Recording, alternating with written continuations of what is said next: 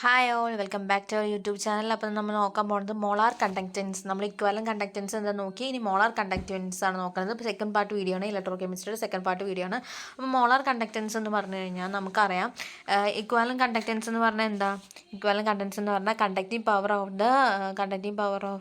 Of the all the ions that is produce 1 gram of equivalent of the electrolyte in a solution. 1 gram of equivalent of the solution. ഇതെന്താണ്? It is a conducting power of the ions that is produced by the it is a conducting powers of the ions that is produced from 1 gram mole of the electrolyte in the solution. 1 mole of the electrolyte in the ഒരു സൊല്യൂഷനിൽ 1 mole of electrolyte produce ചെയ്യുന്നത്. Lambda M is equal to K into V ആണ് lambda M. അപ്പോൾ അതേപോലെ K into 1000/n പകരം എന്താ അവിടെ M ആണ് കൊടുക്കുന്നത്. ഓക്കെ, മറ്റേതിൽ കെ ഇൻറ്റു 1000/n ആയിരുന്നു, ഇവിടെ എം ആണെന്ന് മാത്രം. അപ്പോൾ നമുക്ക് ഇവർ തമ്മിലുള്ള റിലേഷൻഷിപ്പ് പഠിക്കണം.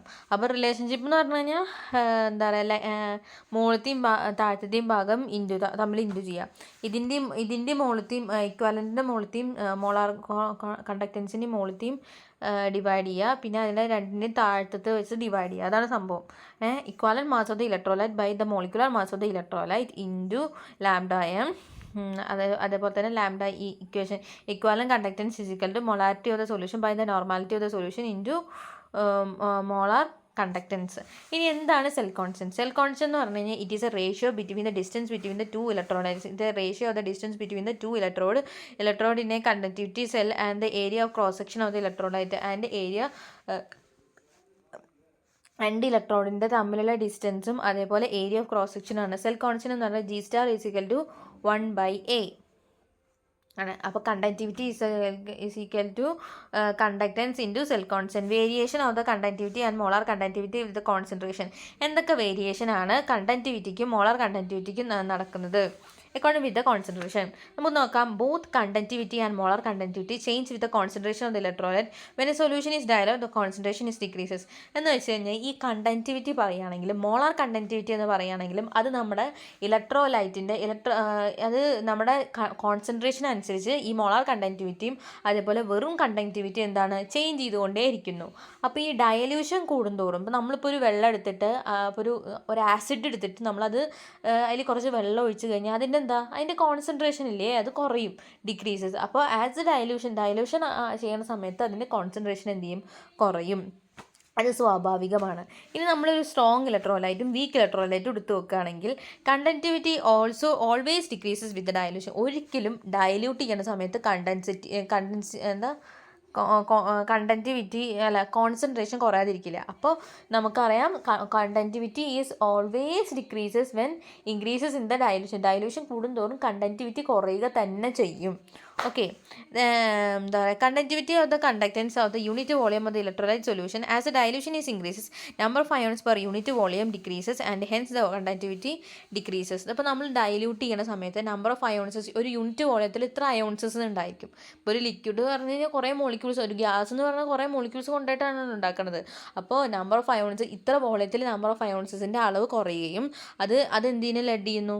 It decreases in the concentration and decreases in the concentration that led to the increases in the dilution that causes the decreases in the concentration and decreases in the concentration led to the decreases in the number of ions അയോൺസിൻ്റെ അളവ് കുറയുന്നു.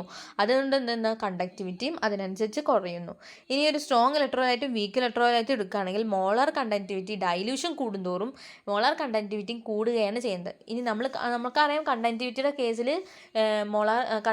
കേസിൽ എന്താണ് എപ്പോഴും dilution കൂടുന്തോറും conductivity കുറഞ്ഞുകൊണ്ടേ ഇരിക്കുകയാണ്. പക്ഷേ നമ്മൾ strong ഇലക്ട്രോലൈറ്റും week ഇലക്ട്രോലൈറ്റും ഒരു ഇലക്ട്രോലൈറ്റിലും നമ്മുടെ മോളാർ കണ്ടക്ടിവിറ്റി എപ്പോഴും ഡയല്യൂഷൻ കൂടുന്തോറും മോളാർ കണ്ടക്ടിവിറ്റി കൂടിക്കൊണ്ടിരിക്കുകയാണ്.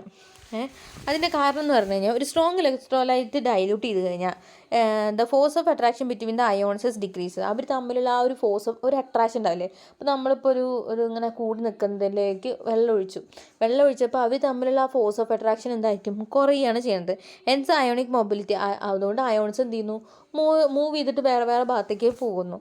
So the molar conductivity increases. Dilution ഒരു മാക്സിമം ആയിട്ട് മാറുന്നു. ഡയലൂഷൻ എന്ന് പറഞ്ഞാൽ കോൺസെൻട്രേഷൻ കൂട്ടി എന്താ പറയുക, ഡയലൂഷൻ കുറേ ആക്കിയിട്ട് കോൺസെൻട്രേഷൻ കുറച്ച് വന്നിട്ട് ഒരു മാക്സിമം, ഇനി കോൺസെൻട്രേഷൻ 0 ആവുന്ന ആ പോയിന്റില്ലേ, ആ പോയിന്റിനെയാണ് ലിമിറ്റിംഗ് മോളാർ കണ്ടക്റ്റിവിറ്റി എന്ന് പറയുന്നത്, λm0 എന്ന് പറയുന്നത്. ഓക്കെ, അതിനൊരു ഇക്വേഷൻ ഉണ്ട്. λm=λm0 minus a√c. എ എന്ന് പറഞ്ഞാൽ കോൺസ്റ്റൻറ്റും √c എന്ന് പറഞ്ഞു കഴിഞ്ഞാൽ കോൺസെൻട്രേഷൻ ഓഫ് ദ കോൺസെൻട്രേഷനാണ് സി എന്ന് പറയുന്നത്. ഓക്കെ, അപ്പോൾ സെറ്റല്ലേ. കണ്ടക്റ്റിവിറ്റി ഡൈല്യൂഷൻ കൂടുന്തോറും കുറയുന്നു. പിന്നെ അതേപോലെ എന്താ പറയുക, മോളാർ കണ്ടക്റ്റിവിറ്റി എന്ന് പറഞ്ഞു കഴിഞ്ഞാൽ സ്ട്രോങ് ഇലക്ട്രോലൈറ്റായാലും വീക്ക് ഇലക്ട്രോലൈറ്റായാലും മോളാർ കണ്ടക്റ്റിവിറ്റി എന്തായിരിക്കും, മോളാർ കണ്ടക്റ്റിവിറ്റി സെയിം ആണ്. മോളാർ കണ്ടക്റ്റിവിറ്റി എന്ന് വെച്ച് കഴിഞ്ഞാൽ അതെന്ന് വെച്ചാൽ മോളാർ കണ്ടക്റ്റിവിറ്റി എപ്പോഴും കൂടിക്കൊണ്ടിരിക്കുക. അത് കൂടാൻ എന്താ കാരണം, ഡൈല്യൂഷൻ കൂടുമ്പോൾ ഡൈല്യൂട്ട് ചെയ്യണ സമയത്ത് നമ്പർ ഓഫ് അയോൺസസ്, എന്താ force of attraction between the ions is decreases and this causes ionic mobility increases. This increases may lead to the molar conductivity become increases, and molar conductivity increases when the dilution reaches a maximum or concentration approaches 0. That point is called as the limiting molar conductivity, λm0 എന്ന് പറയുന്നു. For a weak electrolyte as a dilution increases. Weak ഇലക്ട്രോലൈറ്റിൽ ഇപ്പോൾ നമ്മൾ strong ഇലക്ട്രോലൈറ്റിൻ്റെ കാര്യമാണ് പറഞ്ഞത്. Weak electrolyte ആണെങ്കിൽ dilution കൂടുന്തോറും ഡിഗ്രി ഓഫ് ഡിസോസിയേഷൻ കൂടുന്നു. അതുകൊണ്ട് number of ions hence molar conductivity is increases. The variation of the λm for the strong and weak electrolytes is following graph നോക്കുക. സ്ട്രോങ് ഇലക്ട്രോലൈറ്റിൻ്റെ ഒരു സ്ലാൻഡഡ് ലൈനാണ്. പിന്നെ മറ്റേതിൽ എന്ന് പറഞ്ഞാൽ വീക്ക് ഇലക്ട്രോലൈറ്റിൽ ഡിഗ്രി ഓഫ് ഡിസൊല്യൂഷൻ കൂടുന്തോറും ഡിഗ്രി ഓഫ് ഡിസൊല്യൂഷൻ കൂടുന്തോറും മോളാർ കണ്ടക്റ്റിവിറ്റി കൂടുന്നു. അത്ര നോക്കാറുള്ളൂ. പിന്നെ നമ്മൾ വീക്ക് ഇലക്ട്രോലൈറ്റിൻ്റെ ആ ഒരു ലൈനിൻ്റെ ഒരു ഇത് നോക്കാൻ വേണ്ടിയിട്ട് കൊളാർഷ്യസ് ലോ ആണ് യൂസ് ചെയ്യുന്നത്. എന്താണ് കൊളാർഷ്യസ് ലോ? കൊളാർഷ്യസ് ലോ എന്ന് നമുക്ക് അടുത്ത ക്ലാസ്സിൽ നോക്കാം. കൊളാർഷ്യസ് ലോസിൻ്റെ ആപ്ലിക്കേഷൻസും പിന്നെ അതേപോലെ ആപ്ലിക്കേഷൻസും മാത്രമായിട്ട് ഞാൻ വേറൊരു വീഡിയോ, ഇതും കൂടി ആയിക്കഴിഞ്ഞാൽ വീഡിയോ ലെങ്ത് ആവും. അതുകൊണ്ട് thank you and have A nice day.